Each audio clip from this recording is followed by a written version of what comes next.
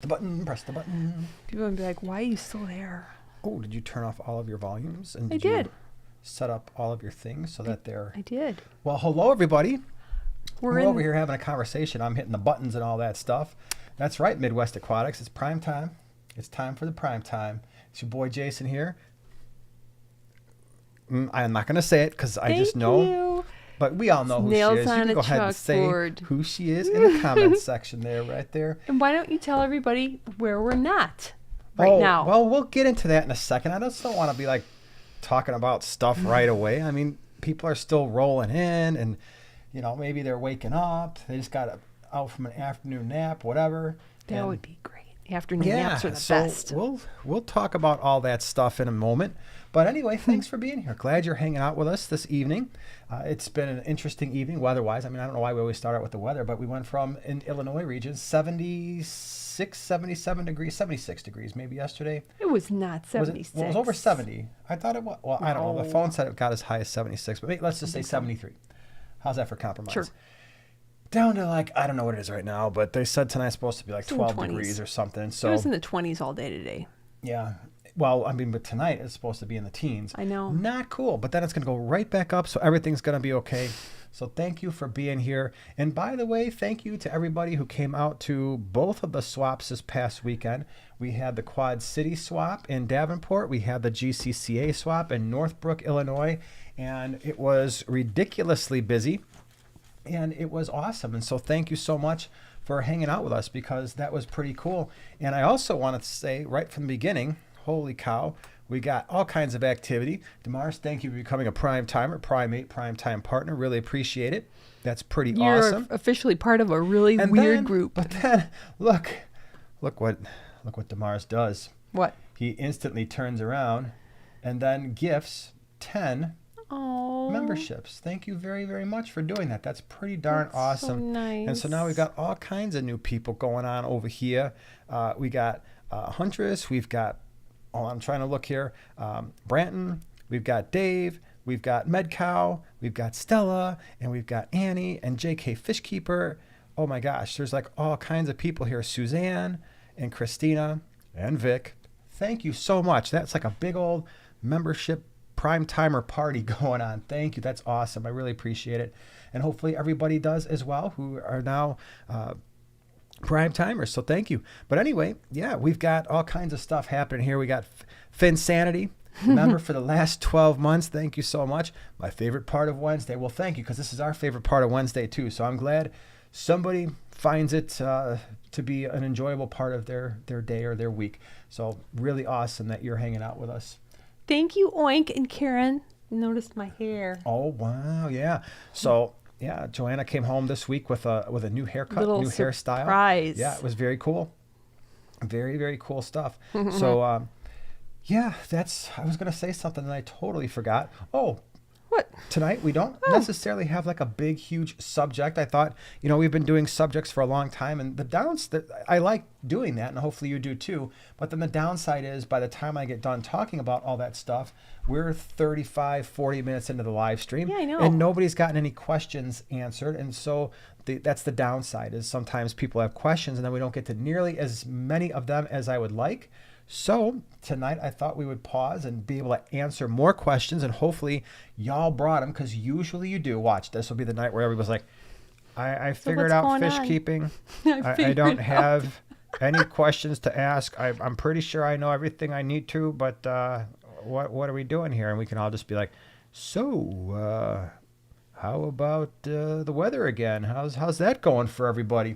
So now, see, look at that. You're getting comments, Renee. Aw, thank you, Renee. Thanks, Lynn. I get a haircut every day, but nobody ever says anything, including you. You don't even notice. No. You don't even notice when I get a haircut every morning. But it's true. I do. I'll start noticing. Thank you. I appreciate it. I appreciate that. So in the land of video land, places we are the videos that we've done. Let's see. Sunday, we had the last of the gallery tanks got released, the Hidden Valley. If you haven't seen that, check it out. I hope you enjoy it. I like the name. But we had 5 tanks that were planned. That was number 5, and we will talk about why we are up here in a couple minutes, because last week I heavily implied, that You stated. I did state for the record that I thought last week was going to be the last week that you saw this Yeah. background. Uh-huh. And you can see that some of it is missing now, because we are definitely in transition here. So don't you worry. We are, but we'll talk more about that in a minute. So yeah, Sunday I did the video, last tank that needed to go up. And then let's see here, Monday on the Tank Talk podcast. And again, if you haven't checked that out, man, check it out. I hope you do. We are having KG Tropicals. John and I from KG Tropicals are having so much fun doing that podcast. And this past Monday, we came up with 10 fish that we think every fish keeper should keep at least one time. So that was Monday's podcast. Again, the Tank Talk podcast. It's on YouTube. It's on Apple. It's on Spotify. It's on all the things. So please check it out. I hope you enjoyed it. We've gotten pretty good feedback, pretty positive feedback so far. So I'd love to hear from you what you think. And then today on the Smallscape, your channel, what did you talk about?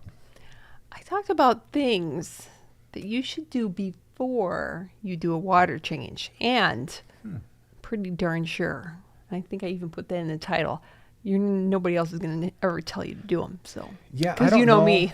I'm pretty sure I've never even thought about that. I'm going to have to go back and watch your video, because I've never. You should. So there's things you should do before a water change. Mm-hmm. Especially Ooh, nano that's tanks. good. That's one you should check out. Don't everybody. look for any normal tips, Well, okay, well that's because this is my video. You know what I'm we saying? don't want normal tips. We want things that are thinking outside the Extremely useful, thinking but outside the aquarium. on the flip side. Did you get it? Huh? Instead of thinking outside the box, thinking outside of the aquarium. Yeah, I just came up with that right there, right now. I've Thank you used very that before. much. Branton, thank you so much for the super chat. Really appreciate it. Thanks for the memberships. My first time making a primetime live Stellar channel. Well, thank you so much. I'm glad you're here, getting to hang out with us. So really appreciate you being here. So Wednesday, today you did that. Tomorrow we'll have the primetime video out, members video.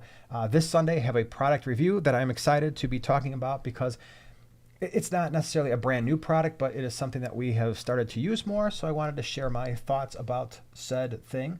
And then, of course, next Monday, we've got the next Tank Talk podcast coming out here pretty soon with a wonderful subject. I bet it is. You look like you wanted to say something. I do. Oh, boy. I wanted to say a thank you to Second Floor and Doxy Diane. Thank you so much. Okay, that's pretty cool. So this weekend, I guess we can just start the story, because it ties into this weekend. Last week, as you remember, I said, hey, this is it. This is the last live stream. We're going to be here. I've got a little bit of testing to do, but next week, which was tonight, we were supposed to be in the gallery. Clearly, the gallery is done. We have all 5 tanks up. That was the goal. It is done. Well, pardon me, 2 things happened. Thing number 1 is I got sick. I got a cold from Eli right around, I don't know, Wednesday of last week, Thursday. Yeah. So he was sick, and I figured, you know what, I'm probably going to get sick. Yeah. But I was hoping it was going to be because of the swap, not before it. And so I got under the weather, and that prevented me from doing a lot of what I wanted to do, which was all the testing stuff. And then on top of that, we had, like I mentioned before, we had not 1, but 2 fish swaps. Now, we've never done that before. We've never done 2 fish swaps. We never had to. No, 2 fish swaps crazy. in the same day.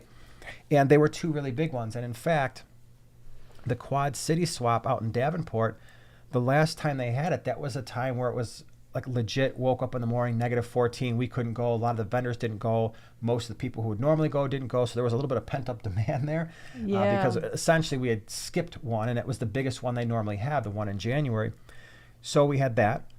And then the GCCA, which is probably their second biggest swap of the year, January's are always the biggest. And then the one after that, wherever that falls, whether it's in February or early March, that's always the next biggest one. So we had these 2 really large swaps. And typically what will happen is Quad City will usually pull in a couple thousand people, and GCCA is maybe 700-800, would you say? Right? Probably. So it was 2 big ones.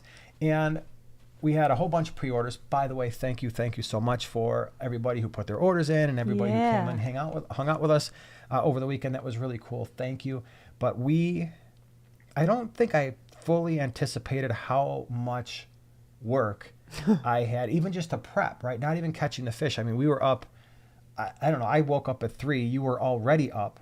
No, you got up at 3:30. I got up at 2:45 because I just woke Well, no, up I and I woke up said, at 3. I came downstairs at 3:30 to like start bagging fish, Oh. but I was up at 3, and like I said, you were up. We had to call in reinforcements. We had my Yeah. oldest son, Luke, who normally is at work early on Sunday morning, so he does not usually help, but he did this time. and then Eli. And Eli and your of sister. course, and then, yeah. So, Halls, it'll help me, my voice keep He going. loves Halls. Well, if it's something that's going to help me, not. True, but there's other alternatives these days. Now, really quick, little side story. When you were growing up, if you're like old like we are, what cough drop flavor do you remember, or like brand? I remember going to the little drugstore in town, and we would get Smith Brothers. So good. No, Smith I'm going to have Brothers. to disagree. I think the best cough drop, and we're not sponsored by any cough drop companies. That would but be fun, though. I got to roll Nobody with is. these, man. Not sponsored. Halls. I got it. And even the originals, I love the originals because Those are No. those- These Okay. are not the originals. Well, Can we? they're the only ones available because they have 4 colors. The only other, if you get yellow, which I thought would be the originals, The originals those are honey. No, the originals are square, and they had like a little indent. They were almost like donuts, almost like lifesavers. But Well, yeah, I know, without but those the come in whole- those come in that thing, like a little like I'm not having a, lifesaver yeah, sort this of is not an package. original because the originals didn't have that minty taste. It was more just medicine-y taste. That's so But anyway, yeah. So Ludens. 2 swaps, ridiculously busy. I had to pre-make all the bags and get everything ready because it's not just waking up and catching fish. You got to have the bags ready. You got to have all the orders straight so that you don't mess anything up. Took a long time. Long story short, what that means is we're still up here for this week. My plan tomorrow is to try to get all this stuff downstairs, finally get it hooked up, do the sound test, and be ready to go for next week because, It's exciting. and then this area here starts coming apart because that's just what's going to happen. Mars, thank you so much for the super chat, for the cough drop fun. Thank you very much. I appreciate it. Yeah, we're stocking up over here. My big fear is normally, maybe I'm the only one like this. I don't know if you're like this, but well, I go through this semester and usually I will myself in the fall not to get sick. I got all my students, they're sick. Hold on, I need to cough. So all of my students get sick, but I will myself not to get sick. And then usually when I'm on break, my will is gone and I say, okay, it's time to get sick because it's convenient. And almost every year I do. This year I didn't. I'm like, great. So now I'm going to be sick during the semester. And I hate that because, you're up there, you're teaching or whatever. And if your throat starts getting a little dry, I keep these Halls and I pop them like candy because I just hate that. I hate it so much. So now I'm paying the price because I couldn't will myself to get sick when I wanted to. And now here we are. So anyway, enough about that.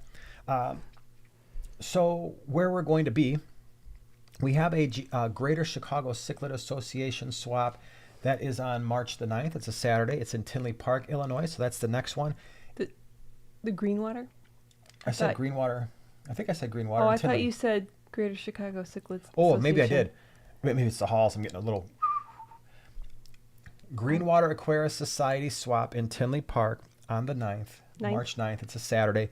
And then the swaps for GCC and Quad, again, double up. So we'll get to do what we did last weekend all over again on the 7th of April. So we'll have a double whammy again. And I hope that doesn't happen again because that was a lot of work. Although part of me thought, you know what, we also saved a weekend.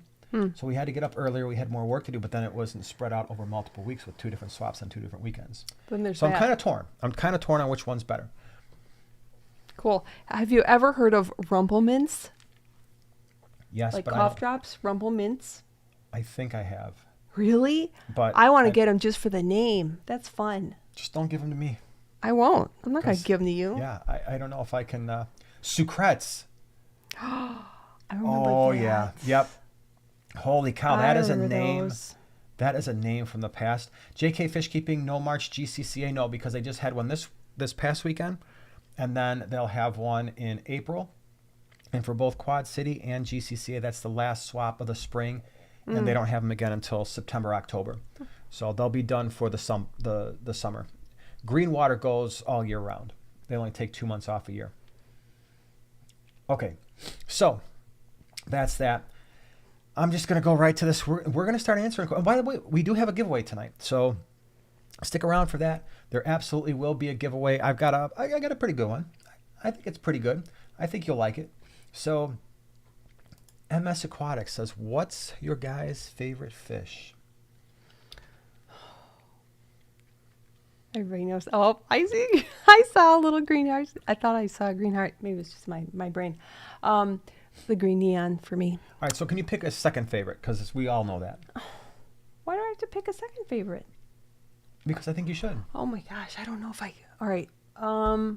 After the green neon, it's such a close race. It could be the betta. I love me the bettas. Although it could be sparkling gourami. It could be. Well, that's I don't pretty know. good. I don't know. You have to go because I Yeah. know that I pea puffer. Okay, those are all good. So I would say obviously, not obviously, but Geophagus, particularly the Geophagus altifrons, absolutely, right? absolutely. So that's my favorite. And then after that,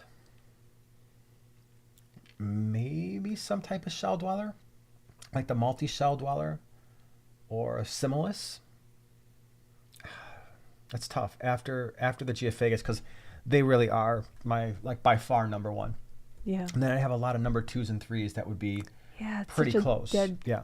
heat. Yeah. Could be cory cats because I love me some cory cats. Mm-hmm. I don't know. It's just such a close race. Cory cats are pretty cool. All right, let's see here. Gary says, is it okay to keep shrimp with guppies? And I thought somebody said we were split. Someone said, yeah. A couple people said no. I personally probably, and it's not something I typically mix just because adult guppies, especially the females, they're definitely going to eat your small shrimp. Okay. Your feeders, or I'm sorry, your feeders, your shrimplets will probably get eaten. Will they go after the adults? Maybe not, but it's just not something I typically do. 1 million fish. Thank you so much for the super chat. Hey guys, your choice for dither fish in my Apisto breeding tanks. What size is the tank? I think that would be something, but let's assume. So you got a Apisto breeding tank. So I'm going to assume something. I'm going to assume that they're 20 gallon. And if they're not, just write in the chat, hey, this is the size that they are. So a dither fish, but it's a breeding tank. So that complicates things a little bit. Because you don't want a dither fish large enough to eat. Yeah, they're 20 gallons. Large enough to eat the fry. And Apisto fry are very small. Mm-hmm. So, what you got? Me? Yeah, you. Well, I had a gourami. Remember with my Apistos? Yeah, but he's trying to breed the Apistos. Gouramis will eat them, even the honeys. That's true. Heck, even sparkling gouramis could eat baby Apistos. Yeah, that's true. And we're looking for more dither, like more open water. Yeah. So I would say black neons, still maybe too big. green neons. No, I would probably do, but then the rasboras are small enough where maybe they get eaten. Exactly. So, all right, here's the problem you're going to run into. If you really want to breed the Apistos, leave it as an Apisto-only breeding tank.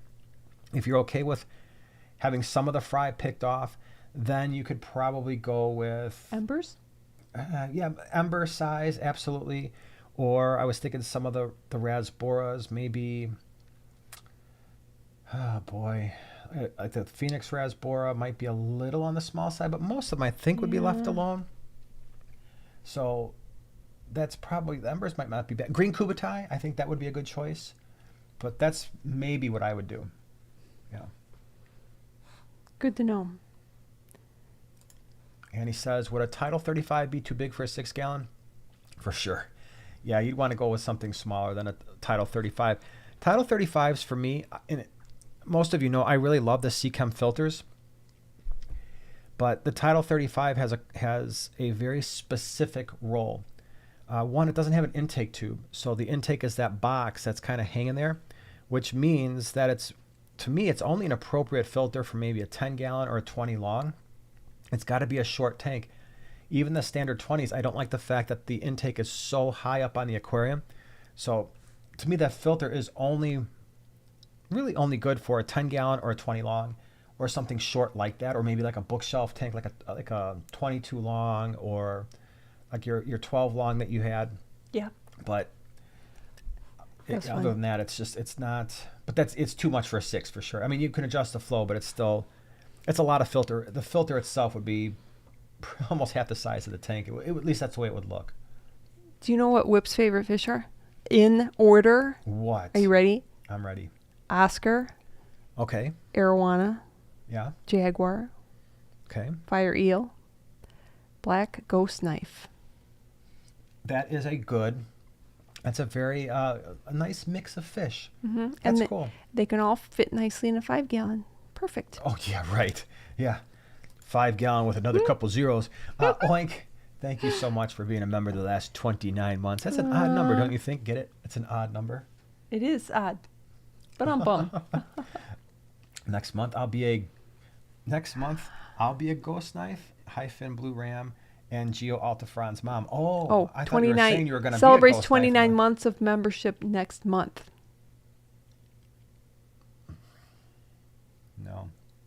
You're reading that. You need to read the other ones. Anyway, I'm glad you're going to be a mom to all of those babies. Is there anything specific I should do for the Altafron's care? No. Oh, you're getting a baby. If they are, if they're babies, like if they're really small, less than an inch, they still love live baby brine. They absolutely will eat it. But sand bottom, right? Because you've got the geos and you've got the blue ram.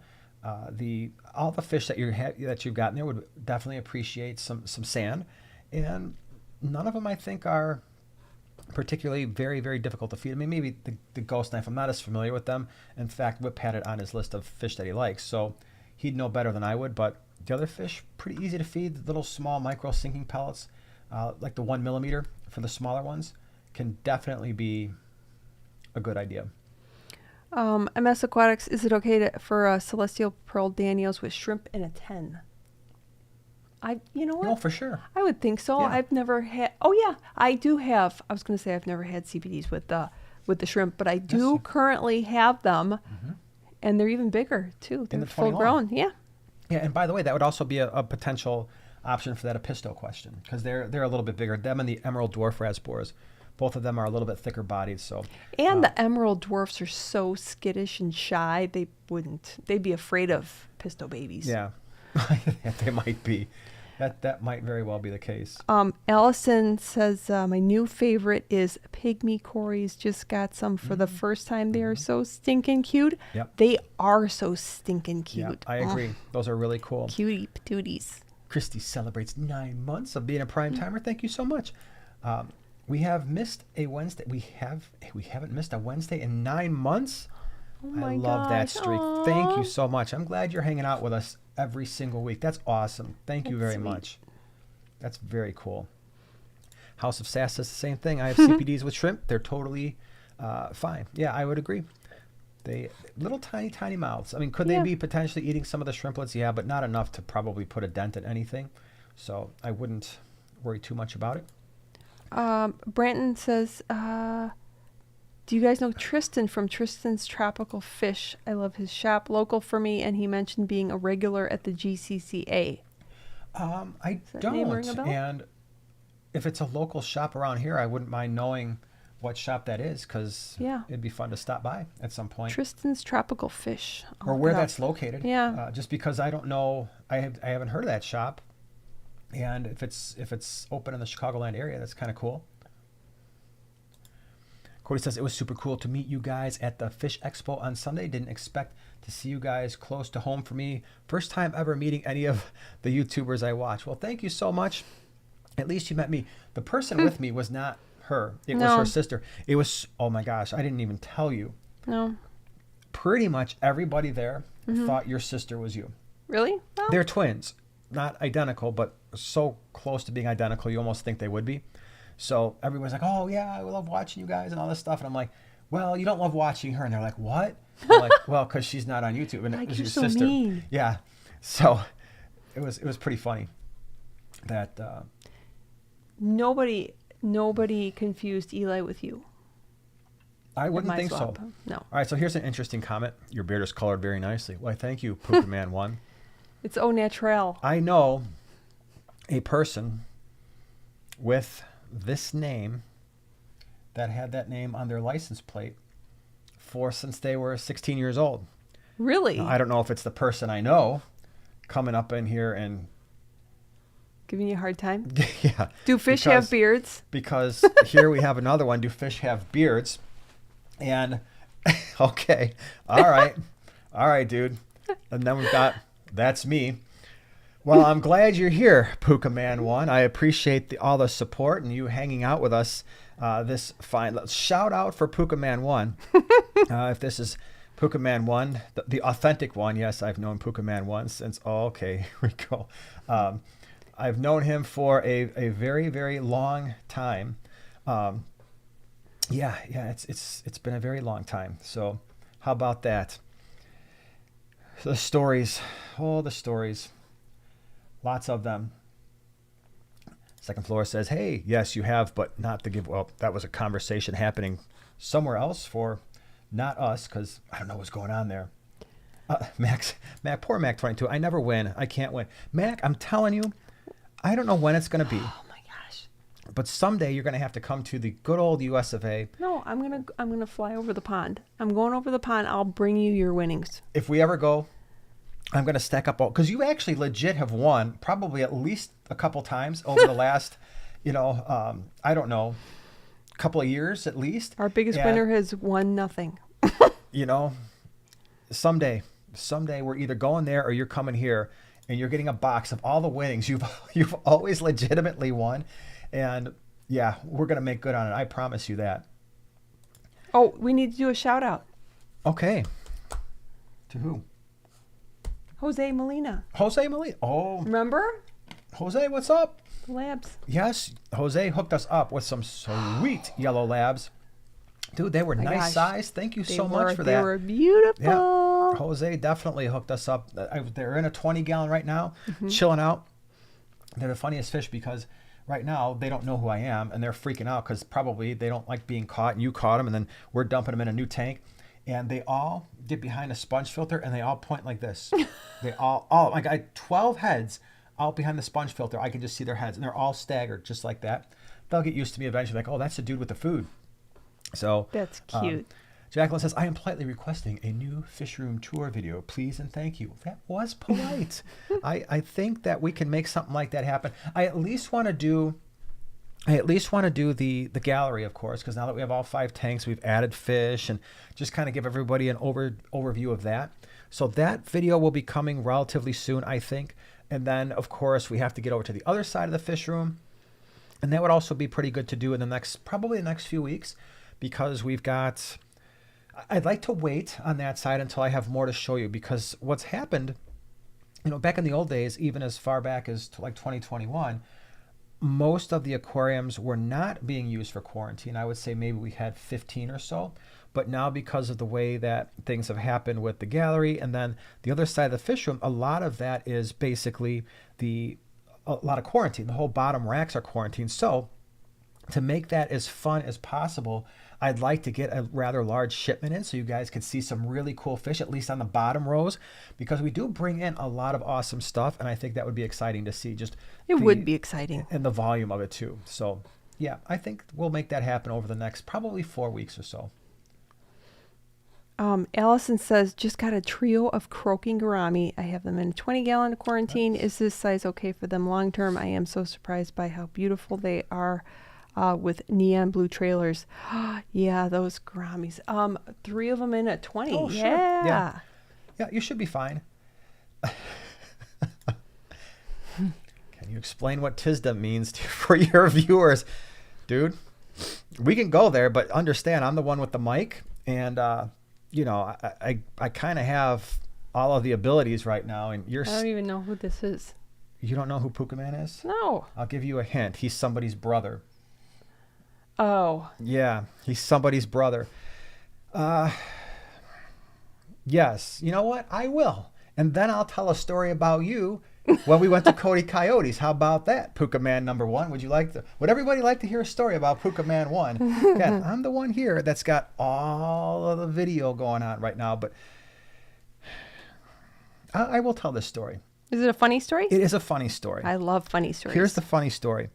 When we were, I'm not even sure I was 21. In fact, I know I wasn't 21 yet. I was using an ID. And we went to a place, back in the 90s, you go, you dance and stuff on the weekends, you go to the clubs or whatever. And back then, in the bodybuilding world, it was kind of cool to tuck in everything that you wore. And it didn't matter what you were wearing. It could be a t-shirt. And so some of you sweaters. And you tucked in your sweater on our first date. and even...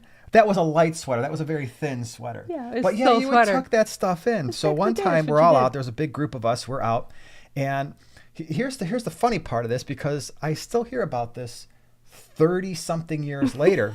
As you should, I'm sure. That they started calling me this, and the reason is that I tucked in. I don't know if it was a sweatshirt necessarily, but it was a thicker shirt, and I tucked it in while we went out to the club, and I was dancing on the dance floor. Tucked in, so sweatshirt dancing machine is what they called me. But now here's the funniest part about that story. Oh, no. The funny part is, I'm the one on the dance floor dancing with people.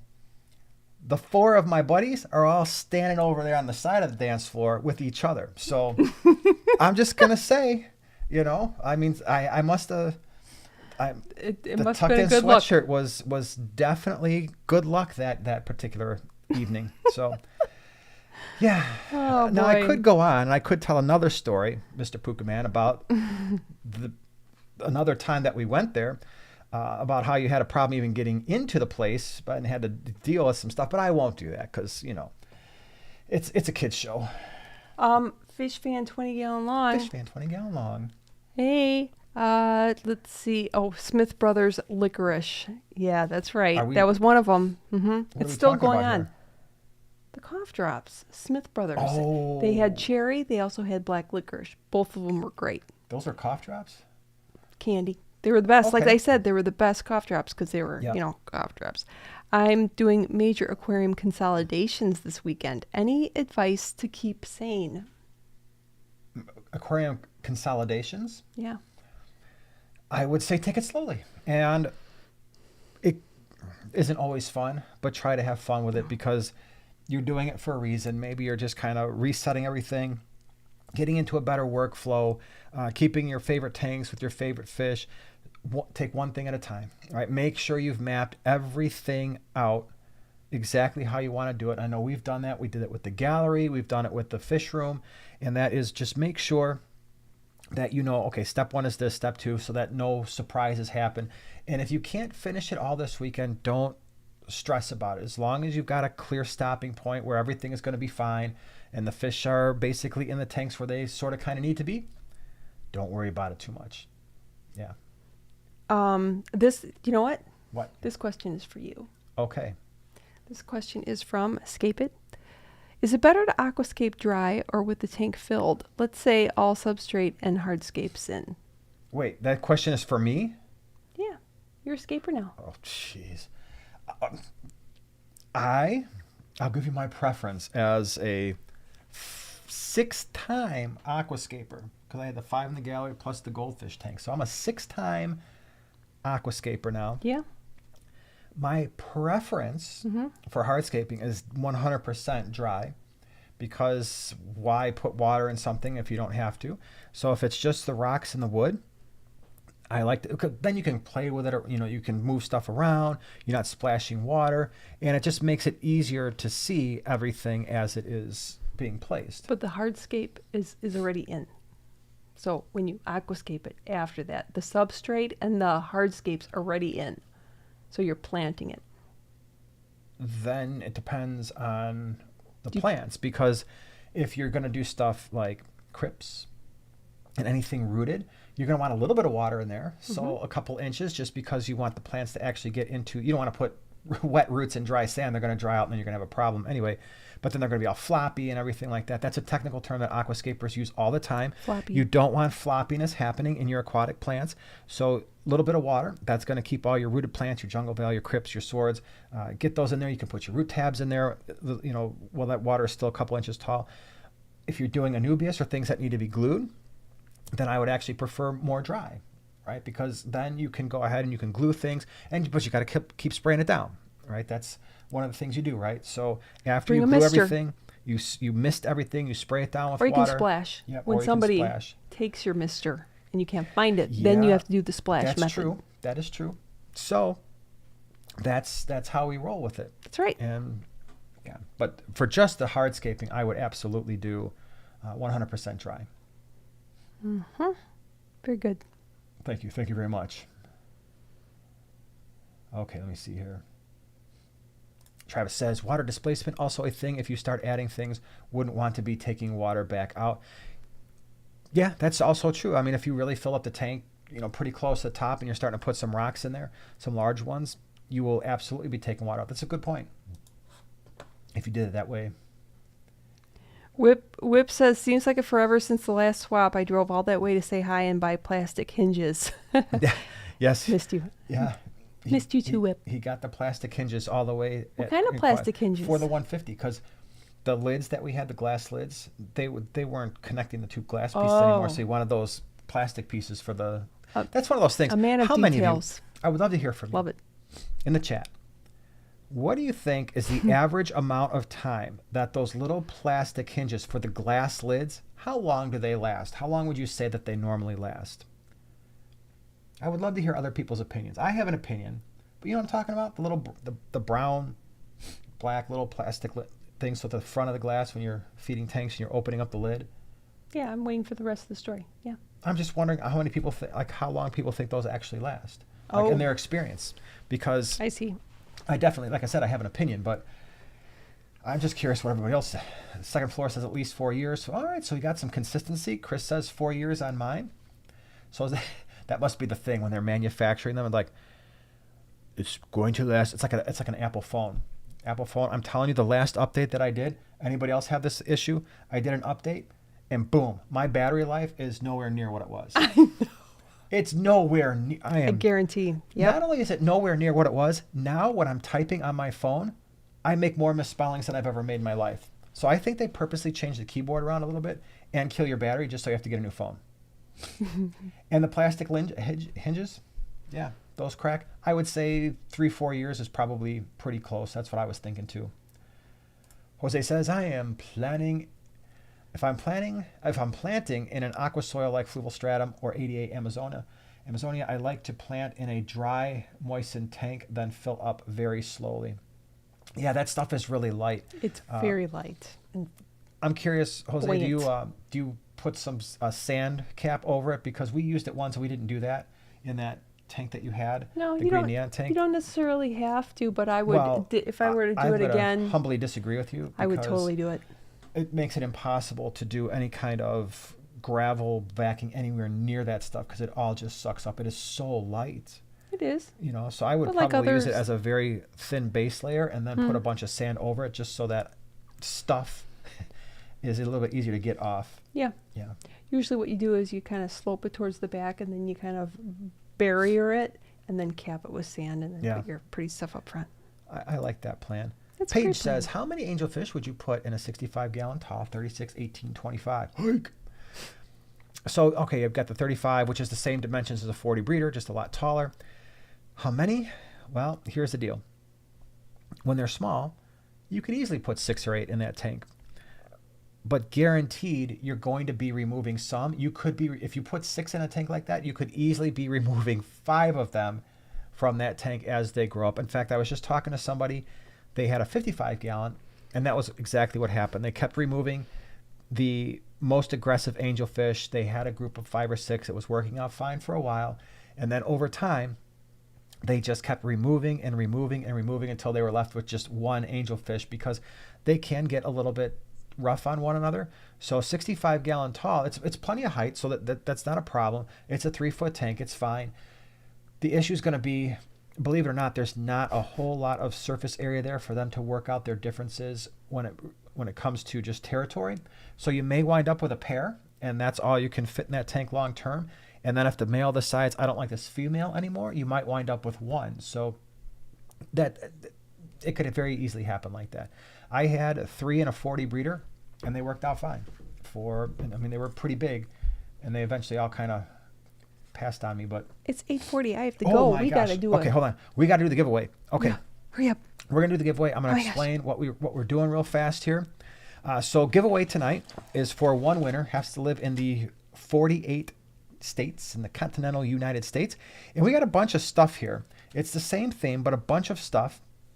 So let me explain. I'm gonna start with the little stuff, and it's gonna eventually get more bigger.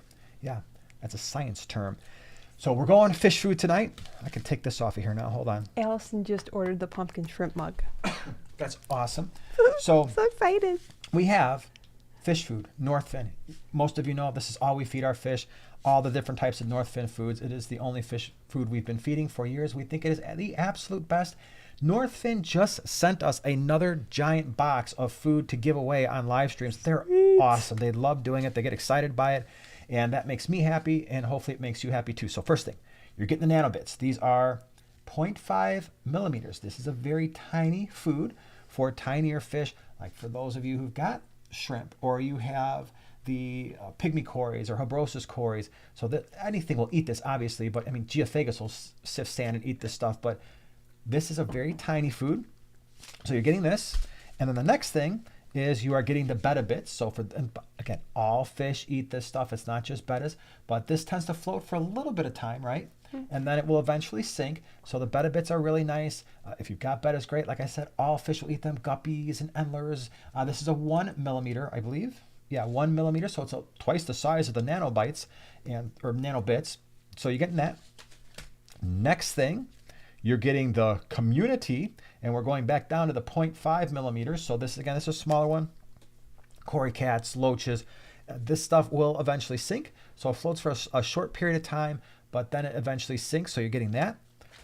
Now let's get a little bit larger. Again, this is one winner is getting all this stuff. Now we've got the fry starter powder. This is really great. So for those of you who are breeding fish, or you've got really tiny fish, this fry starter stuff is awesome. What is this? 250 probably microns. So it's basically a powder. Fish love this stuff. So if you're into breeding and you've got small fish, the fry starter can be an awesome addition. But wait, there's more. We got to go a little bit larger too, because we've got the cichlid pellets. Again, all fish will eat this stuff. I feed it to shrimp. I feed it to all my bottom dwellers. Rasboras eat this stuff. Everybody eats it. This is 2 millimeters.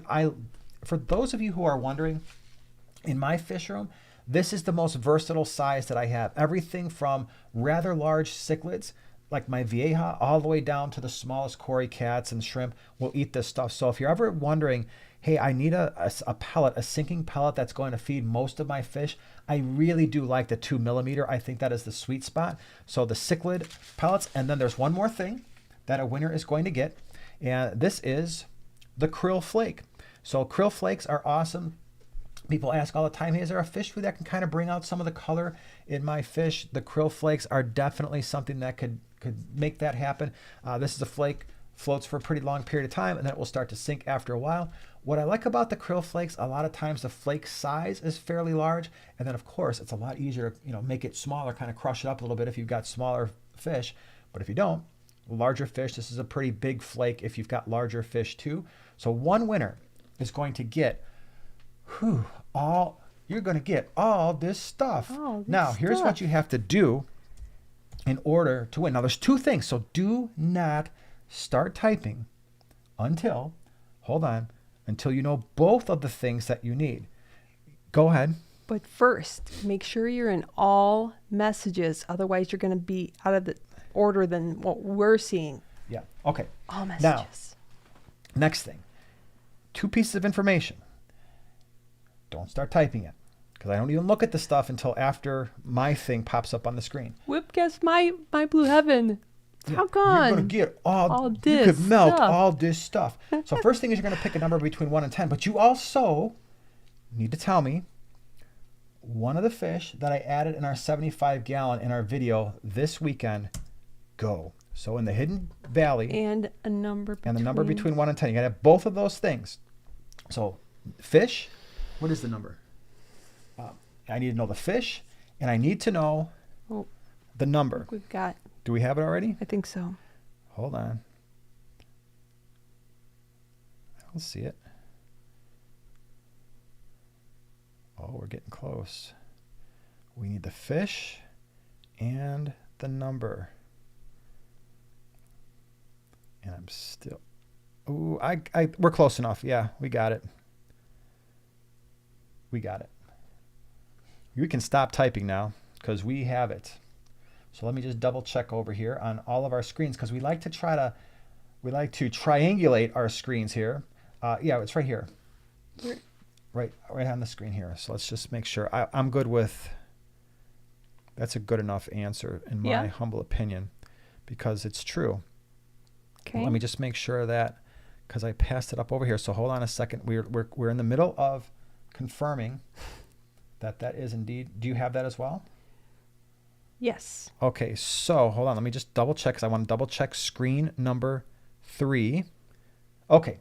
So we're going to go with Evan Keller. You are the winner. So we have the number 8, and yes, we put Mbuna in there. Yellow Labs, Pseudotropheus solosi. So I would have taken Mbuna, Yellow Labs, solosi. Wow. Any Good one job, of those everyone. are good. Especially with Love the. it. So again, don't worry because we're going to be doing a whole mess. I mean, oh my! You should see right over here.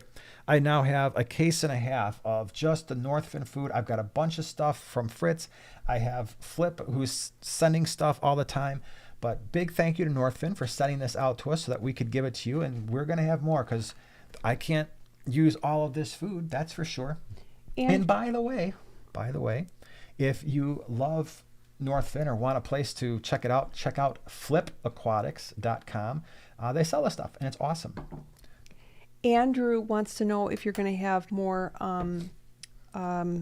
peacock gudgeons at the April swap. No, we just ran out, unfortunately. I've only got 2 in a tank right now. Because one of his got stuck in a decor piece. Oh, no, that's sad. That's not cool. Oh, by the way, we didn't finish our thought. Evan, what you have to do to claim your winnings is send us an email with your mailing address to primetimegiveaway. Singular. primetimegiveaway@yahoo.com. So send us your mailing address and we will get this stuff out to you sometime in the next week. So, but thank you everybody for playing that wonderful game. Thanks, all right, everyone. you need to go because you are definitely going to be late. Now. And you're going to get yelled at. Y'all have a nice rest of the week. Bye-bye. I got to go. Noelle says, Northfin food is amazing. I agree. I remember years ago that I think it was Jay Wilson. He was telling me, hey, you got to try this stuff, Northfin food. And I was like, oh, great. Another food. Hold on. Let me scooch over. Let me do the microphone shifting. Oh, okay. Sorry for all the noises. But yeah, I remember him telling me, you got to try this stuff. The reason why it is a high quality food is definitely considered a high quality food. It's considered to be a high end food is the lack of fillers and the fact that if I were to show you all the ingredients, which you're not going to be able to read on here, but trust me, all of the first ingredients are actually things that fish would want to eat in nature. I absolutely love, and I tried looking through the box right before I went live. I was going to try to get some kelp wafers or some kelp flakes, but I couldn't find them in the box right away. But they're kelp wafers. They're, a lot of companies sell algae wafers, and you look at the ingredients, it's like, okay, it's just a bunch of filler. It's fish food that's green. That's not what Northfin does. What they do is they actually put real stuff, real nutrients in the food. It's not fake coloring and all that kind of stuff, so that the stuff that your fish are eating is actually nutritious, so they end up producing less waste because they're not passing through all the fillers and everything.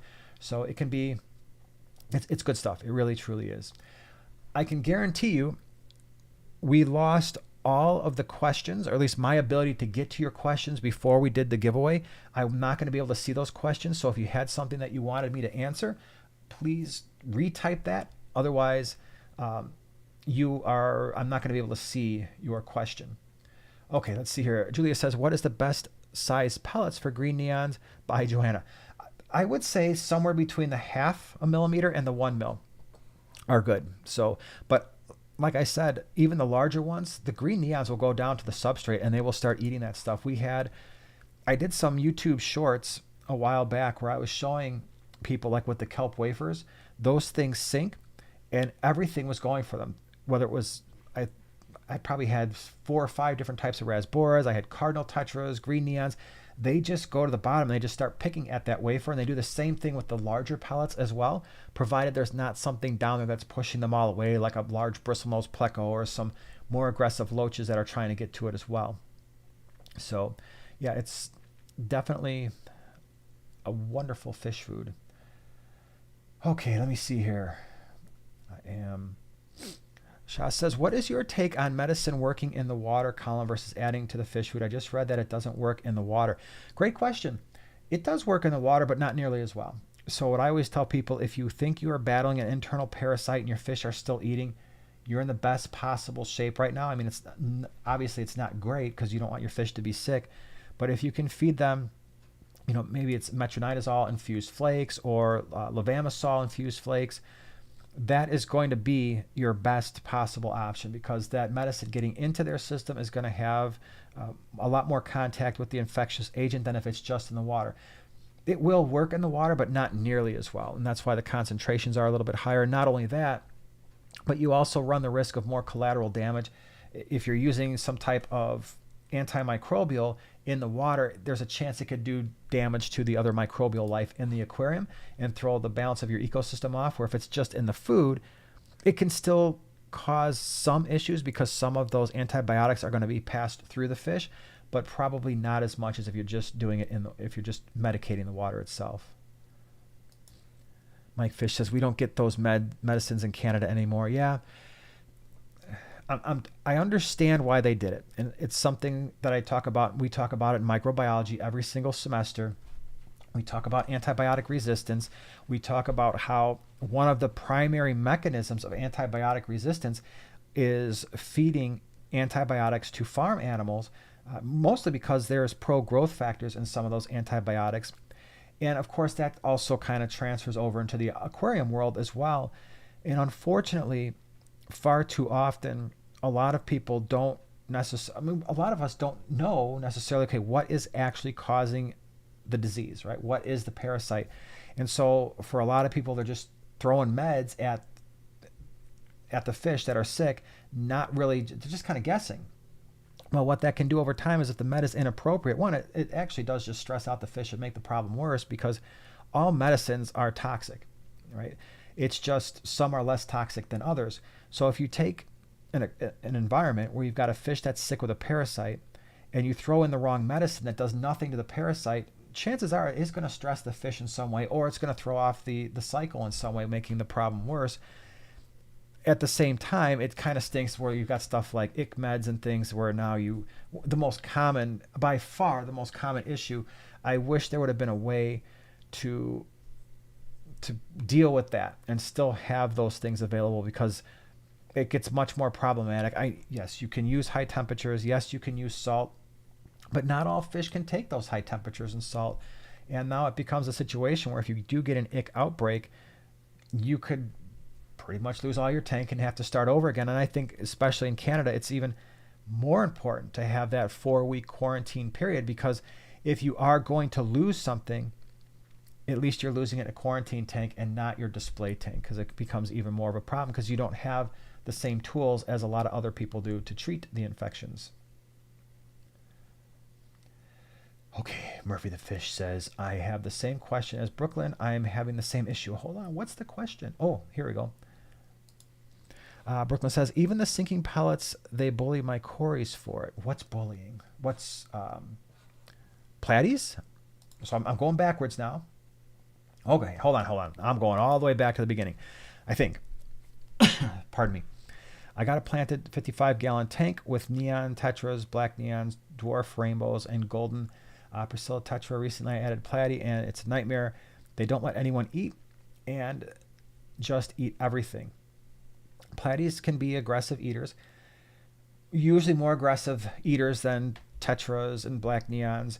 Dwarf rainbows can usually hold their own though, because the dwarf rainbows can go awfully crazy for food. Priscilla tetras a little bit more laid back, more similar to the neons. So here's what I would do with that tank with a 55 gallon. You see all these foods that we have here. So we've got pellets that sink. We've got flakes that mostly float and then they sink. Let's get the platies really filled up. So we'll go with the flakes first. Platies are probably going to outcompete most of the other fish for that. Then, if you want, you can go ahead and add some sinking pellets. At that point, usually the platies are getting a little full, but now with the sinking pellets, they start to turn their attention down to the bottom of the aquarium. And those sinking pellets are good for them. So they got a little bit full from the flakes. Most of your tetras didn't get any. Your dwarf rainbows probably got some. Now let's try to add some of those sinking pellets in there. Let the platies start to focus there. And then you can add some more flake, and that will give the opportunity while the platies are busy trying to mess with the pellets at the bottom, hopefully. Now your tetras will have a little bit easier of a time getting the food that is still in the water column. That would be what I would try. Okay. Whip says, you guys, I moved my jerk face red Texas into a 55 gallon with a painted black background and it looks gorgeous. I hated the black background when my mostly blue flower horn was in there. Yeah, it just depends on the fish. I could totally see a red Texas, just that sparkling, that shimmering that they have, kind of like a Jack Dempsey, only certainly more vibrant. Geophagus would be another one. Anything that has that spangling. So Jack Dempsey's, almost all of your geos, not almost all of your geos, the Texas cichlids that have that kind of that spangling sort of look, almost always look better with a dark background and a dark substrate. That's what I have found. Cody says, yeah, my dwarf neon rainbows go crazy for food. They should be. I mean, they should be losing their minds. There should be no way a platy can outcompete dwarf neon or dwarf rainbows for food, because in fact, it's not just those. I can't think of a rainbow fish, unless we're talking about like the pseudomoguls, the smaller ones, that gets outcompeted for food. Those guys are absolutely insane. They're crazy. Hold on, I got to get another Halls because I feel like my throat is going to get a little dry. There we go. Problem will be solved hopefully in a couple minutes. Okay, let's see here. Mike says, a vet may be able to hook us up, but I haven't checked with them. Yeah, they can. A vet, but the problem is, and I don't know, maybe somebody from Canada who's tried that, how does that work? If you have a veterinarian, they can certainly prescribe medicines for fish, but it's not like you're going to be bringing your fish tank into the vet. So I'm not clear on how that works. So if anybody is, I'd love to hear how that happens. Freshwater says, do you think rice fish are underrated in the hobby? Why do many not want them? My local fish store doesn't carry them because they don't sell. You know, it's interesting that you say that. Yes, they're highly underrated in the hobby. They are absolutely beautiful. There was an Amazonas. I don't know if it was the last one. Sorry, I'm over here trying to get this Halls to like dissolve. But Amazonas just did, it was either in last issue or the issue before, where they did a nice thing on rice fish. We've kept all kinds. We've had the orange, we've had Java rice fish, we've had platinums, we've had at least two others. We had them out in a tub a couple years ago, and they're great fish. They're extraordinarily peaceful. They stay small, so size-wise, they're not quite as big as a guppy. They're not as small as an Endler. They are fish that will swim all over the aquarium. Females, usually the eggs stick to their anal fin, which is kind of interesting, and then the fry will eventually hatch. And some of them are extremely expensive. But you're absolutely right. When I brought them in, they took forever to sell. And so, sorry. So I stopped bringing them in because I had the same problem that your fish store is having. That people just, they didn't think they were as cool as I did. Even the orange ones, which was very surprising to me. Trevor says, how many flower horns can you put in a 55 gallon? it doesn't, well, it matters the size of the tank, but pretty much you're only ever going to do one flower horn in almost any size tank, unless you've got like maybe a 12-foot tank or something like that. So one, but I wouldn't put one in a 55 just because it would probably be not long term. It would probably outgrow the 55. Probably a 75. One in a 75 would work.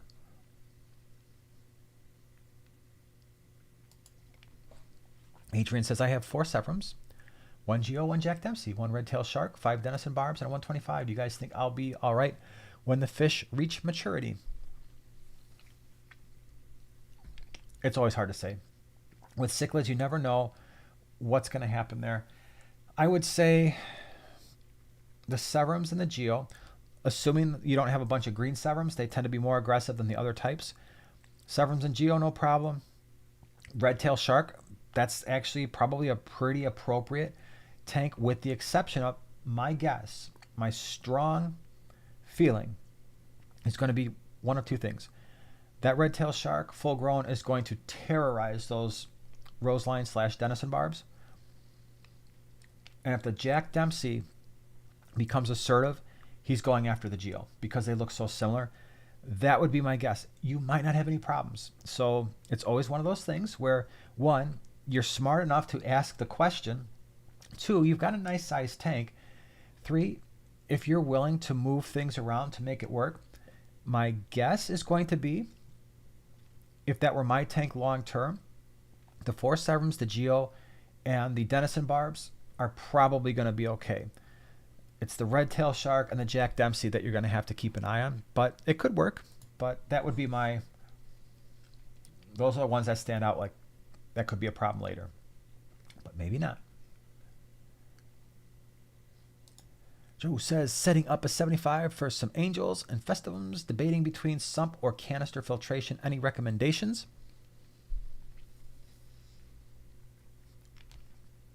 I like the sump better when it comes to maintenance because you can put a filter sock on the sump and just change that out. It's really easy to get to the media. You've got way more filtration capacity. So I also like the idea of being able to potentially put a light down there, grow some plants, lower nitrates like crazy. You could grow some pothos out of there. So there's way more versatility with the sump. As long as the tank is drilled, you're fine.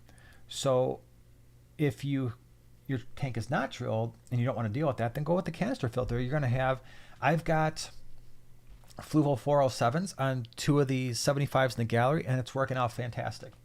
So lots and lots of flow, plenty of filtration capacity. So the 407s have been great, but if it was me and my tank was already drilled, I would do the sump all day. It's just long term, it's going to be so much easier to deal with, I think. Michael, thank you for the super chat. Sorry I'm late. My dog got out of the house and we lost him. Luckily, our neighbors found him. Good. Definitely get a GPS collar. Well, I'm glad they found him. I had a dog a long time ago when we first moved in here. His name was Simon. He was not all there. He was the fastest animal I've ever seen in real life. He was lightning fast. He was sold to us as like a Weimaraner mutt. He wound up being more of a maybe half chow, half pit bull. That dog got out of the house one time and went crazy. Sorry. I gotta let this thing do its thing for a minute. Man.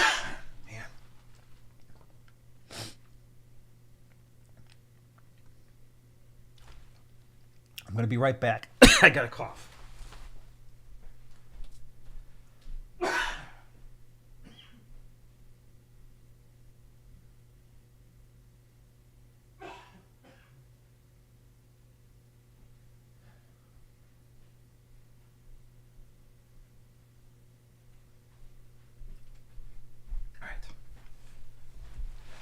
I didn't want to do that in your ear. That would have been nasty. Okay, let's see.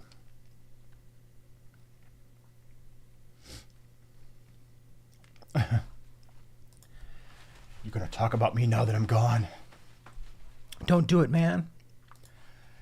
I think I'm going to go about 5 more minutes because I'm losing my voice, and that's going to be bad.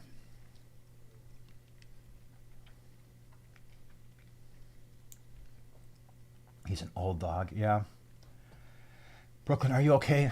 Voice is getting dry. I knew it was going to only last so long. All right, y'all. I don't think my voice is going to make it.